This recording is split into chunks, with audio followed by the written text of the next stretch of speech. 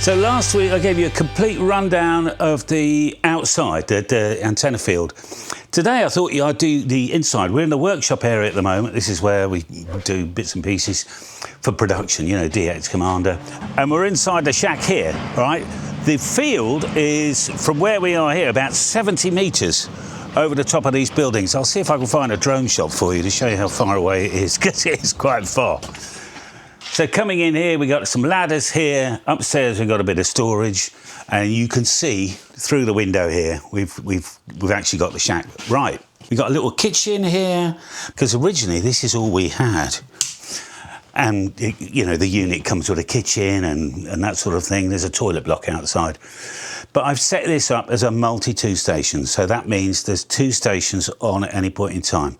What I'm going to go through with you is the infrastructure, how I built all this, how it's matured, how we switch it on remotely, how the filtering works, because you've got 2 stations close to each other, you can end up with some problems. Let me just give you some quick headlines. This is station 2, it's a TS990. Underneath there's a ACOM 2020S, some bandpass filters. That is currently off, but Rowley at any second, it'd be really fun if he came on now, could come in, remote control from New Zealand, ZL1BQD. He's testing out that for me here. Then this is actually backup, it's station 3 at the moment. There is a TS 990 about to go here. I've just had it repaired because I blew it up last year, I think I explained. We got a hell of a lot of audio gear and that sort of thing. This is station 1, it is currently on, and I'll show you that, what it's like to operate. We've got some fancy lights, and this is kind of station 4, I guess. So this is going to be the VHF station for 270 and 23. All my little trinkets I put in clear plastic boxes, because in the old days I used to keep it in like various storage boxes, and I couldn't see, although I might have labelled that, it says batteries, to be able to see through, you know, is really handy. This worktop here, that was from, I got that off eBay. It's called Solid Oak worktop. It's not solid, it's actually strips all glued together. But these are very economical, extremely heavy, quite easy to cut with a circular saw. And then underneath we've just got some cheap kitchen cabinets in grey. So that's a great top, and it's a nice height for working at. So originally this was Lockie's workbench, but it's now my sort of storage box. So that works very well. This is the same stuff. I think it's a little bit thinner, and it just looks nice. And you paint it, varnish it, you know, with some Osland. Out of the same wood material, I made these with scaffolding poles and scaffolding connectors. It's a very economical way of getting extremely heavy desks. This one here, which I thought might have the amplifier on it, I've just sort of beefed up the underneath with a couple of scaffold tubes as well, because we just happen to have a load of scaffold tubes from when I left the other place. Right, for heating and cooling, I did look at a proper aircon unit, but installed it was about £1,500, and I only really need it for about 6 weeks of the year. So this doesn't work that well, but it is a Miko air conditioning unit, and so I think somebody had something similar to this before, because there was already a hole in the wall, and that fitted perfectly. So why multi-2? To be honest, I had a spare 990, and I was on the phone to Tom, and I just thought, for one more box of tricks, which is another, which was an AB switch, an OM module, and one of those 8x2 switches, I could have turned this into a multi-2. And I was on the phone to Tom, and he said, well, you only lived it once. And I've always fancied building a multi-2, because it's very, very complicated on the one hand, but great flexibility on the other. It also means if one station dies, you've still got another station, which is important for me because I do a lot of live streaming, I like my contesting, and I really fancied the challenge, if you like, of having 2 remote control stations, both multi-2 with automatic bandpass filters. But if you're going to remote control stuff, you need to be able to switch things on and switch things off. So let's go to the mains. So the first thing we bought was one of these. It's a little cabinet, and inside it's a Shelly 4PM, which is really nice. And it means that I can use a browser anywhere in the world or an app and be able to switch on up to 4 power blocks, and each one will take up to 16 amps. The power itself doesn't come from this circuit in here because it's a 20 amp breaker, and that worried me a little bit. So we're outside here. I put everything on a plug point that says radio. So that's a 13 amp socket on a 32 amp breaker on a heavy 20 amp cable down to here, and I feed the Shelly 4PM with that. I go through a couple of massive ferrites while I'm at it. So station 1 is completely electrically isolated from station 2. And what I try and do is put all USB chargers and things like that on the other circuit, right? Because what I don't want is when I'm charging stuff up, is buzzing and clicks and pops and everything on the main station. So let's show you how the Shelly works. There's a little dashboard, and we've got things on and off. Right, I can put the amplifier on, there's a little click there, and it says M0MCX. I could put the radio on and off, for instance. Where's the radio? That one there. Click. There's the radio off. And I can do that from home, you see. I'll just do a bit of cable routing, right? Inside the shack, it's pretty easy. They just go along the floor, right? I've done all this trunking business in the past, and to be honest, it's more hassle than it's worth. I've got a ton of trunking, for instance, just here, which comes to the outside box. But fundamentally, everything comes into that corner, slides along these, exits some little grommets here, and go into this box. And I showed you on the other side of that box last week. I've also got another little big, well, another ferrite on that blue cable. A lot of this is completely redundant these days, which is absolutely tragic. I spent a fortune getting that in. And then we've got, basically I've labelled these Y, X and PTT as a whole PTT project, which effectively, it's a PTT lockout project, and it's not finished, to be honest. So when I hit the PTT or Vox or anything else, all the relays should freeze so nobody can transmit and then change an antenna at the same time. You blow the relay. Give me a couple of weeks and we should have finished that one. So both stations run 3 monitors. It's just we can have like the field up here, and it's just nice to know that when you press the rotator, we can actually see what's going on outside in the field. Also alerts us to any problems, you know. We've got 3 things here. We've got antenna switching, we've got the rotator, and then we've also got the bandpass filters. So let's do coax switching first. Antenna Genius. When we start Antenna Genius, it looks like this. And it tells, I'll stop that there. It tells us that we've got 2 boxes. And if you remember, we had 2 boxes in the field. I've called them left and right. And I know that if I double click left, and port A, that's my main VFO on the left. And if I run this again, now I pick the right hand side, and I want port A for VFO B, right? And that's how I get my left and right VFOs up. There are other ways of doing this, but that's the way I like.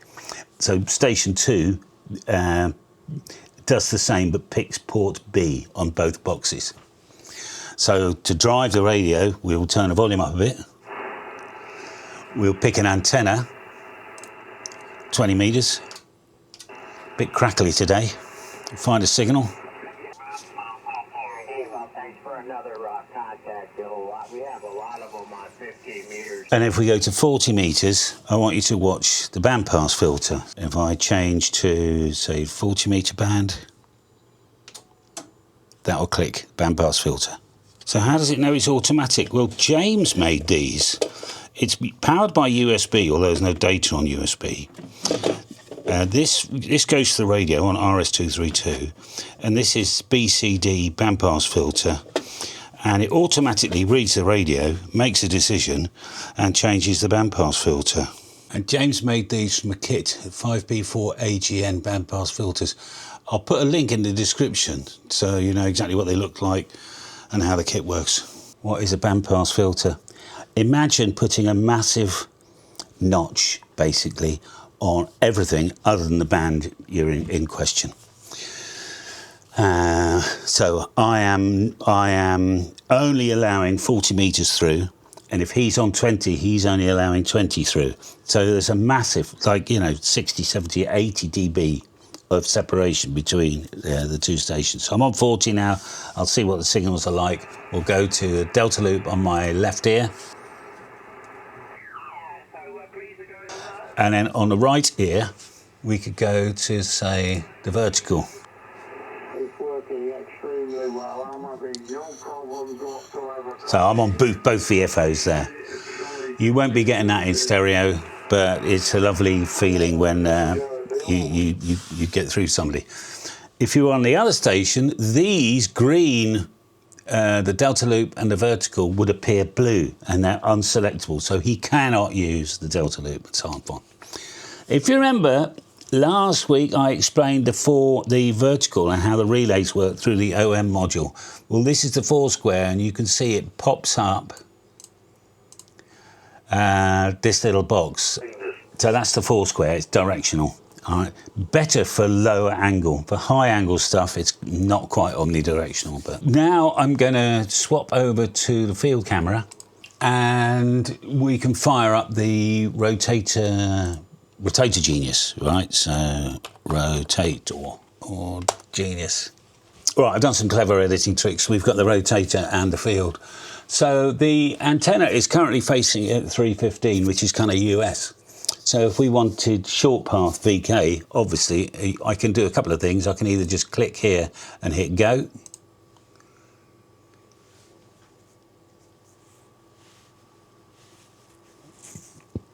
And that'll stop approximately, well, VK could be all the way down to here actually. Or I can just hit counterclockwise or clockwise. Stop there, and we'll go back to North America.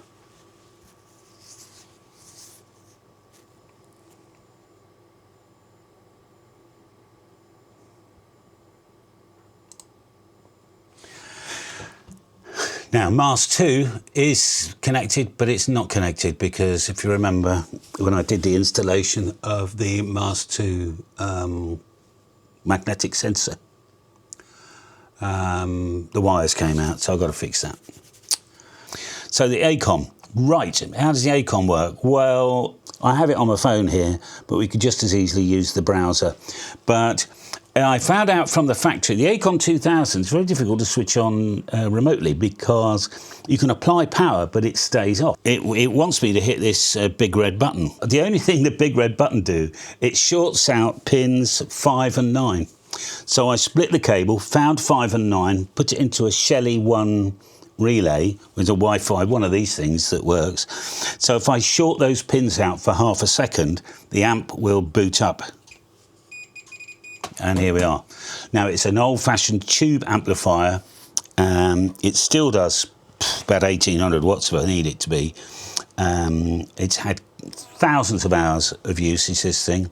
Occasionally throws a wobbly, but the wobbly is because I've genuinely got an arc fault, right? When you've got this many antennas out in a field, typically you can end up with an arc fault. So if I go back to my main screen, I then have ACOM Director running.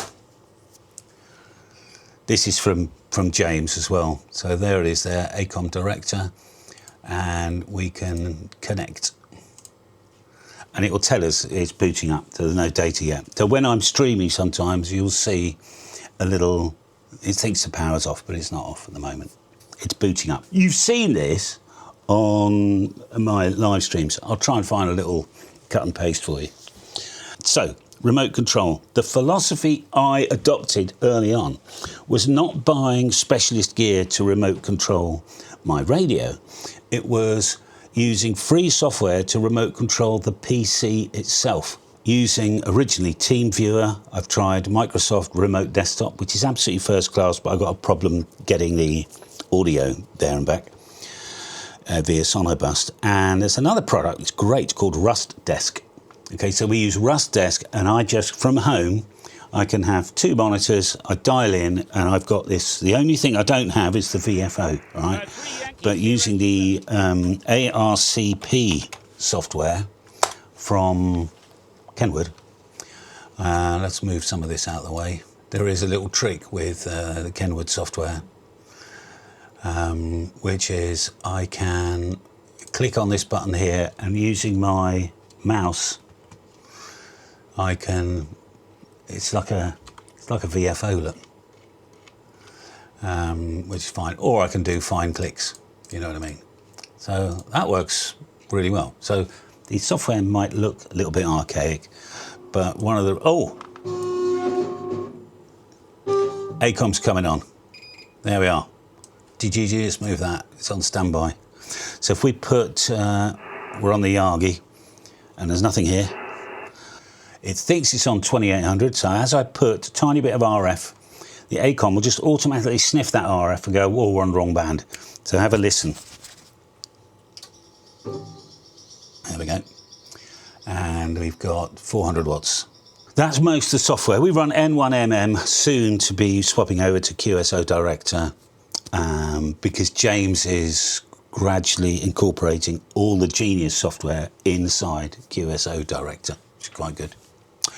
Right, some other toys as well while we're here. I'll just pull this onto the screen. This is my mixing desk. You can see we're talking, I think, 1, 2, through that microphone, although I'm recording on this. And it's just to synchronise up the screen. I can use sound to synchronise the screen. So this is just, this microphone here is just for the edit. I won't be actually using the mic, although it's a lovely microphone. Because over here, we've got the Behringer XR18. Now that is a cool piece of kit for a couple of reasons. And I've got to be honest, James has set his up much better than I have. Oh, Wendy's out in the field. It's quite handy to see this thing. If I go in, out, USB returns, you can select, so for instance, I could take the back of the radio and bring it out to somewhere. I could take a microphone and shove it into the radio. All on USB and stuff. Yeah, it's like a full-blown mixer, but without a control panel. The control panel itself is on here. You've got compression and effects. There's a guy in Spain who uses one of these to do his ESSB, you know, enhanced single sideband. So that's there. And then just for fun, we've got a couple of Crown K2s. These are legendary old amplifiers. There's a K1 on the top, which is not used for anything right now, and a couple of K2s here. Lovely amplifiers, and I'm using a DBX controller. And then for monitoring, we've got these really nice Kef bookshelf speakers. I can't remember the spec of that, but that's in the main. Internet comes in to this box here, which is a 16-port unified thing. And up there, behind my toys, I've got a Wi-Fi point. Although we don't use Wi-Fi in here, mostly use wired, right? So, but we send that internet out to the field, and we've got a field Wi-Fi point. And then, because we had even more scaffolding poles knocking around, I put all the scaffolding poles up here. By the way, that Rocket 5 dish, that's going out in the field one day, not today. And I just put all my lights up. And these are dead cheap lights you can get, you know, on like Amazon and stuff. They are just outside little mini floodlights. I use the 20 watt versions. If you use 50 watt versions, it makes a hell of a racket on the RF side. I've got a couple of old monitors knocking around here, and all my old radios and things like that up here. I try and keep the place fairly tidy. There's a lot of plug box, right? So you just can't get away. Plug blocks galore, and then these plug blocks just come down to these to switches here.